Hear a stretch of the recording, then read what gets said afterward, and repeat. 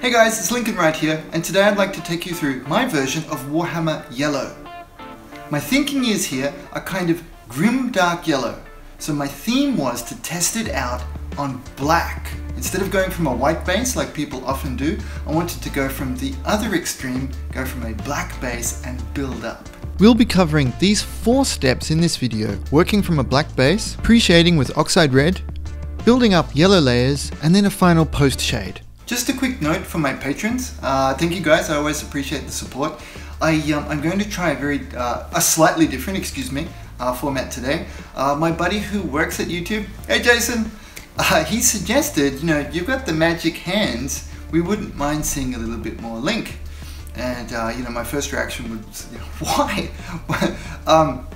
In my own little mind, right, I would expect the last thing you want to see is more Linc, when you want to see more of the action. But it did make some sense to me. Jason works with, coaches and hears feedback from, big channels, very successful people on YouTube. And they just mentioned the fact that, and it makes sense to me now, that people like people. So I'll try that out. And so I'll try to fit in a slightly more, talkative and explaining things style together with the tutorial. And we'll see how it goes. Please let me know what you think, okay? The first step to get grimdark is to kick off from a black base. Now I was a little bit nervous about this because I knew it would take quite a bit of paint. I suspected it would take quite a bit of paint to go from a black base to a bright yellow in places finish. It actually wasn't the case. It didn't take that much paint because I used these very powerful Gaia Notes lacquers at the end that gave me a very strong solid yellow. The very quick explanation of starting from black means that we can go from one extreme to the other. By starting from a black, the darkest color possible on a model, we're going to go all the way up to almost white. Yellow is quite bright on the spectrum, and that way we get a great depth of color. We get a big range going all the way from black to yellow, with possibly some white highlights on top. The paint I started this off with is Tamiya Black T614, and it's a gloss paint. The reason I went with gloss is that it's the lightest of the paints. To make paints flat, they put some filler. It's like a talc type product in there. Very simple with this one. Just short, sharp bursts going across the model and keep the can always moving. If you'd like to have a little bit more of a look at the technique I use for that, please check out my Ghost Kill video. There should be a link in the top right for you. Over the top of the black base coat, we're going to be airbrushing Surfacer Evo by Gaia Notes Oxide Red. I've thinned this paint about 50-50 with Gaia Notes T07 Moderate Thinner.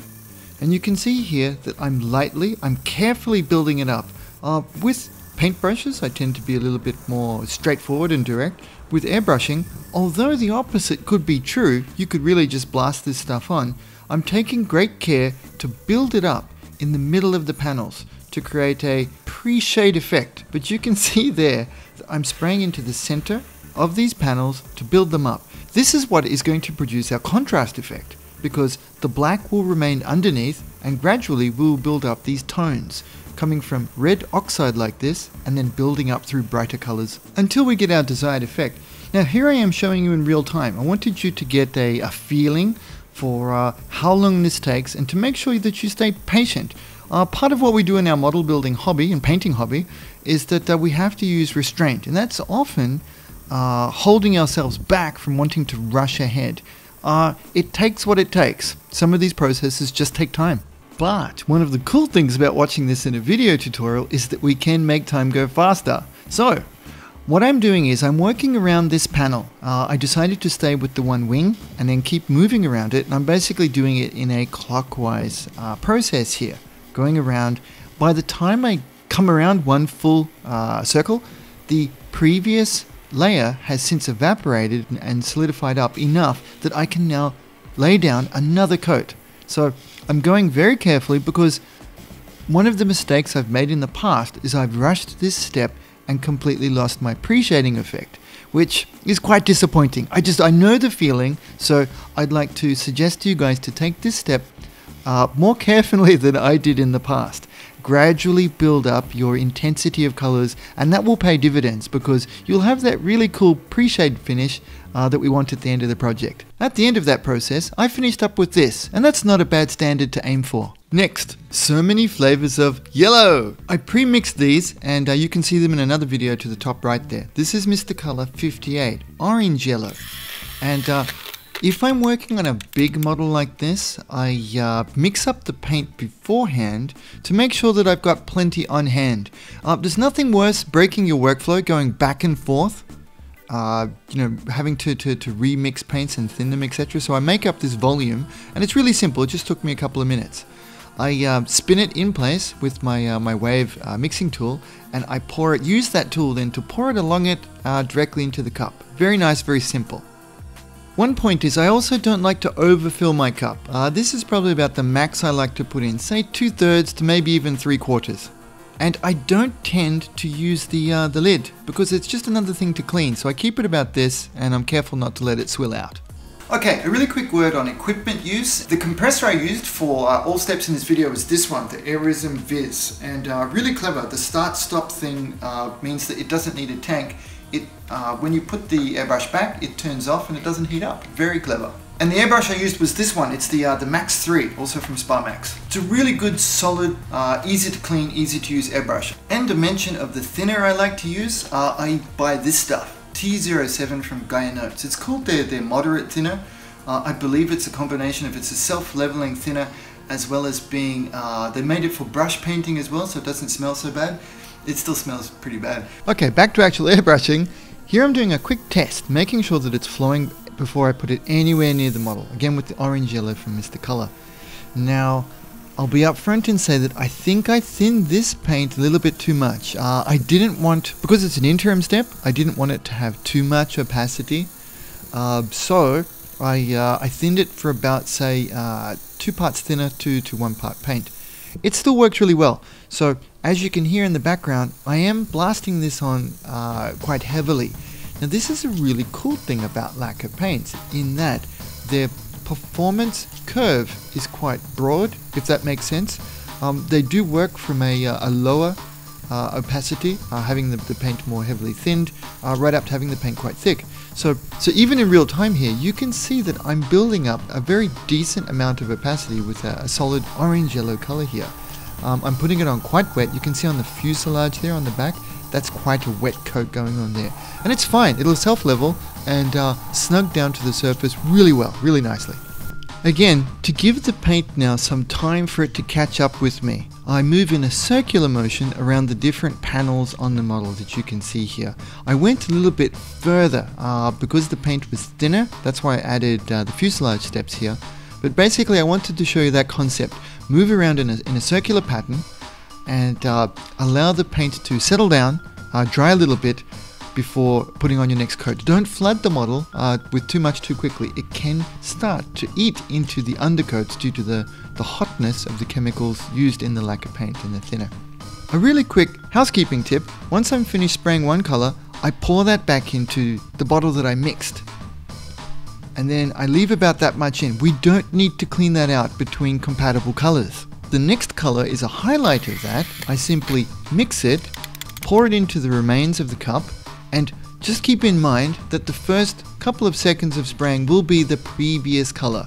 And so that's actually fine. And within a second or two with the paint flow going through, you will have matched up to your new highlight color. Now before spraying that, I want to give you a very quick look around the model. Here's what I've done with Mr. Color 58, the orange yellow, over the Evo oxide red color. And you can see that it's reasonably bright in a couple of spots. There's a couple of bits of red poking through, and you can still see the black base coat left as is. And that's not a bad level to aim for. Try to keep it reasonably consistent.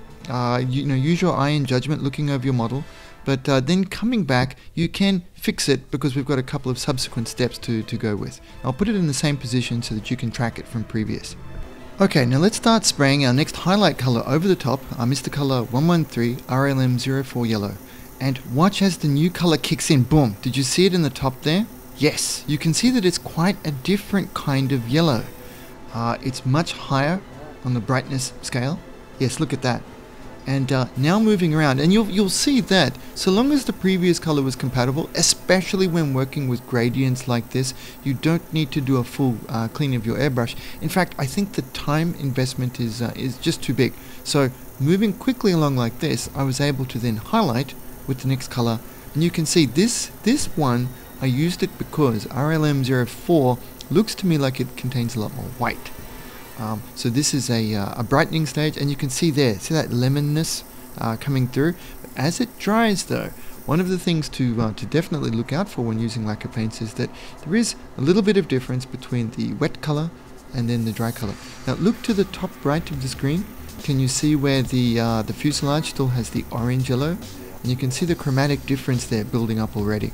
Please have a quick look at the difference between this wing with RLM04 yellow on it and the previous wing that only has the orange yellow on it. You can see it's a marked difference, isn't it? Now I do need to reposition this because I need to catch a little bit of that leading edge of the wing to make sure that it balances in. That is one of the tougher things about doing a pre-shading effect, is that we need to learn and be careful of the shape of the model.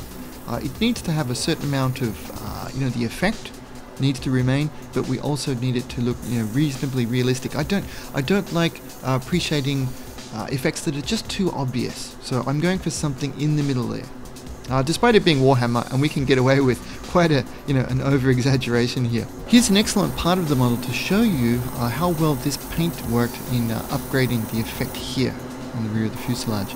Now there's a couple of reasons for it. Again, it's because I said before it has a little bit of white in it, and also because we've done a lot of the heavy lifting with the previous orange yellow coat. And that's really starting to look the business. Now we've made it to our final color in our yellow continuum of 005 from Gaia Notes Sunshine Yellow. And just look at the chromatic brightness and the incredible power of this paint. So this was my little secret weapon on this build. I basically did this whole project simply to use Gaia Notes Sunshine Yellow. I just knew it would be brilliant. And you can see it. I'm being very careful. It's a very powerful, highly pigmented, extremely bright yellow. In fact, I even had some troubles, shooting this video-wise because of the brightness of the color. It's very hard to pick up. So very carefully, I'm putting this in as an uppermost highlight. See the brightness increase on those details as I touch them over? Very lightly with this one, very carefully. It almost feels like just kissing this on dry. You can see very little touch there, and it instantly brightens up the area. I've used this paint quite a bit in the past for detailing and for augmenting, improving the color of other paints, as suggested to me by Koyo Koyama sensei from the Machining Krieger property. And I've always kept it as a very powerful improvement to anything in the yellow spectrum. You can see it here on the fuselage part again there. Watch this light touch on the dot there. Wow, it's really nice. Now underneath here was a little bit of a test bed for me. I knew I wasn't going to be showing it that much in the principal photography, so I thought I can test out some processes for the future. Now you guys who've been with me for a while, you'll know that's something I always do. I'm always looking to somehow improve or take my finishes further. And see how I'm just kind of roughly dotting this in areas here? That's something we can use next time for sure. Okay, last section on the pre-shade. Now, I'm going to level with you. This was not part of my original plan. I was going to go straight up through the yellow spectrum, and I would have done it so perfectly that we could leave it there. But once I got to the end, I guess it's just by virtue of using some of these very powerful yellow paints, but I thought I had removed more of the pre-shading effect than I'd really wanted to. I mean, it almost happens every time because it's so hard to restrain yourself. Airbrushing is so much fun, right? So, my recovery step was very simple. I had slightly over-thinned the orange-yellow color.